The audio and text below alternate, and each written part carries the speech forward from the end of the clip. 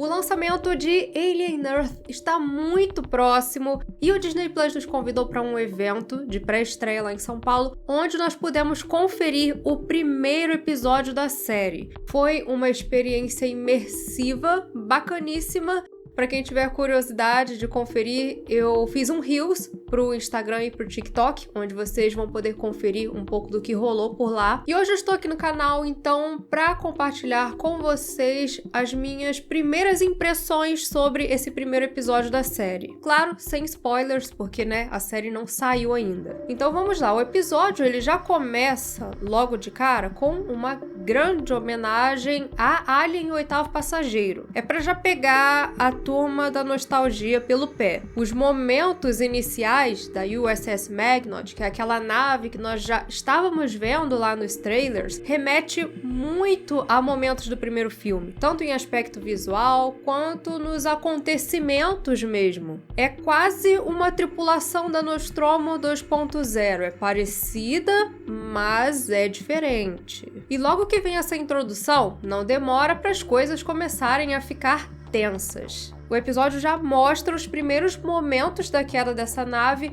que vai ser o evento que vai motivar os conflitos corporativos que nós vamos ver ao longo da série. Como alguém que ama Alien, o Oitavo Passageiro, eu curti demais esse primeiro segmento. Só teve uma coisa que me incomodou, porque assim, ele começa com um terror, um suspense, que vai ali se construindo de forma lenta, só que de repente as coisas vão começando a acontecer e tudo mais.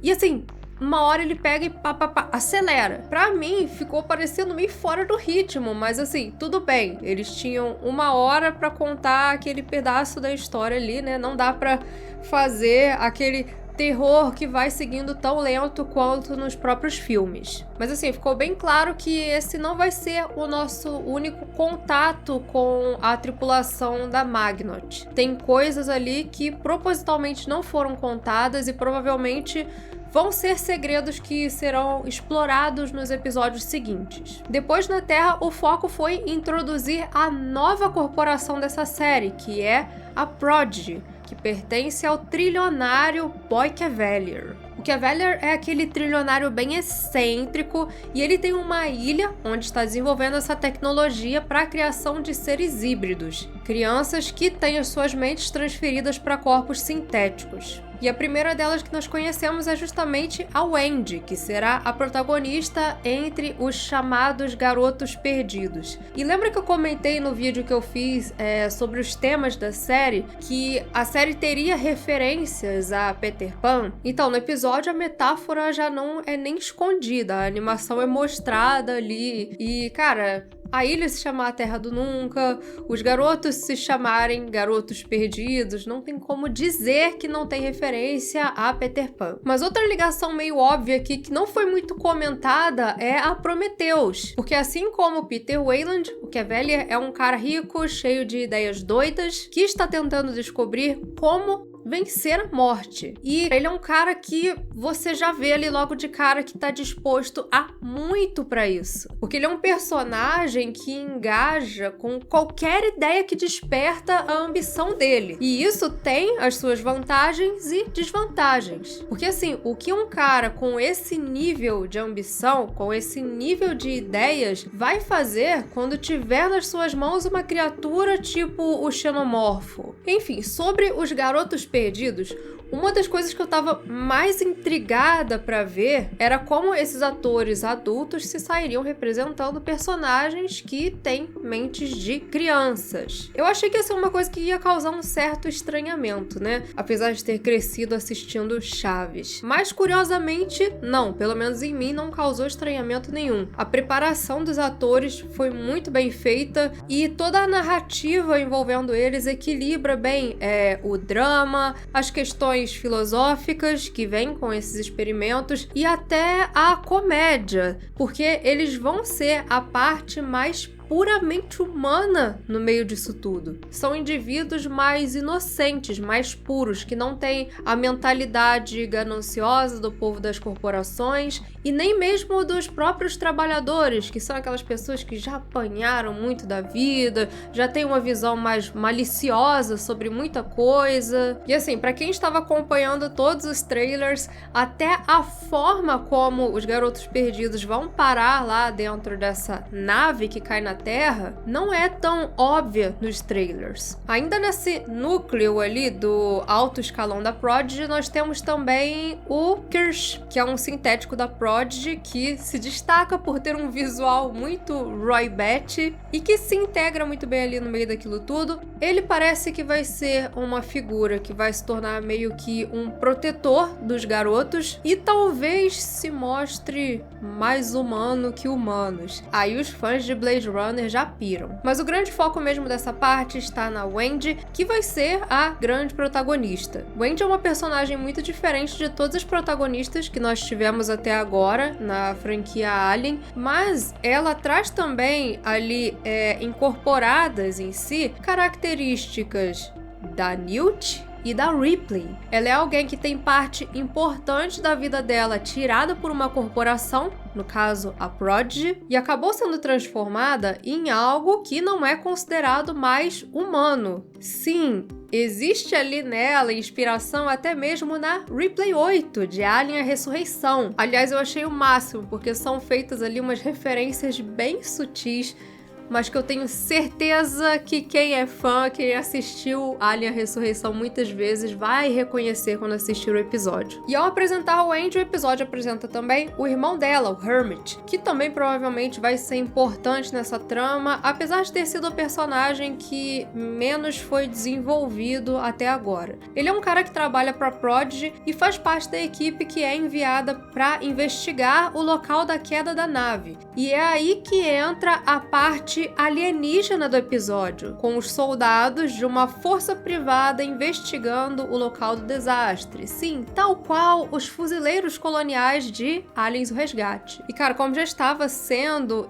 indicado nos trailers, nessa parte alienígena, a série não vai se limitar aos xenomorfos que nós já conhecemos. Se prepare, porque vem aí uns alienígenas que têm potencial para botar tanto medo quanto os titulares dessa série. Por fim, esse primeiro momento foi bem introdutório, mas a série não começou morna. Esse primeiro episódio é mais assim de definindo o cenário, mas ele já me deixou bem curiosa para ver o que vai vir por aí pela frente. Houve a presença do Alien, bem pouca, mas pelo pouco que ele apareceu, já deu para ver que a série vai usar efeitos práticos para fazer a criatura.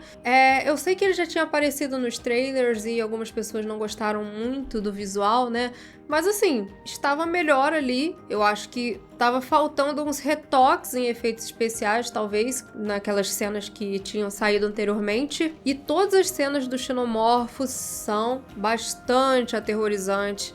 É uma coisa bem inspirada, que usa, assim, desde som até a cinematografia para colocar em cena o quanto se trata de uma criatura que é brutal, repugnante e praticamente imparável. Eu diria que a forma como a série exibiu, como ela trabalhou o xenomorfo nesse primeiro episódio, até remeteu bastante ao Alien Isolation, que não fica colocando o Alien toda hora para aparecer, mas quando ele aparece, ele marca presença e é bacana. Já da Yutani e sua corporação, Weyland Yutani, nós só vimos a Magnot mesmo. A corporação ainda é mantida como uma sombra nesse primeiro episódio. Eu quero ver essa transição de sombra para algo completamente presente agora dentro desse universo. E dos temas introduzidos, os mais fortes até o momento foram os contrastes entre humanidade e transhumanismo. Nós temos seres sintéticos que são humanos em sua essência nos Garotos Perdidos e também outros tipos de seres que lidam com o seu aspecto humano de diferentes formas. Formas essas que eu vou deixar para comentar depois em um vídeo com spoilers. Eu só digo por enquanto que, apesar de ter os seus clichês, a série não fica totalmente no que se é esperado dessa dinâmica. Em uma avaliação geral, geral, foi um episódio que me surpreendeu muito positivamente. E exceto naquele momento lá do início, eu acho que ele não se acelerou demais. Ele gasta o tempo necessário para dizer o que ele tem que dizer, traz uma boa dose de narrativa misturada com ideias e filosofias,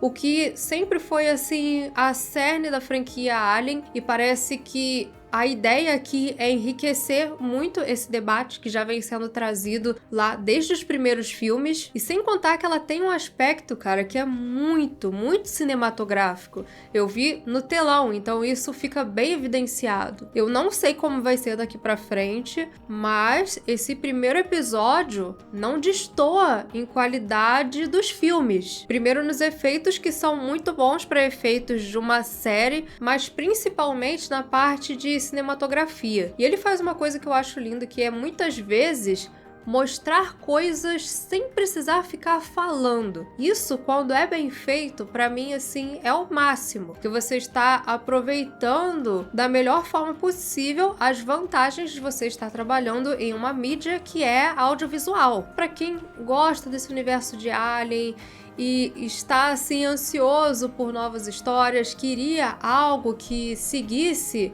nas linhas das histórias da franquia que deram certo, eu recomendo que assista pelo menos esses 2 primeiros episódios.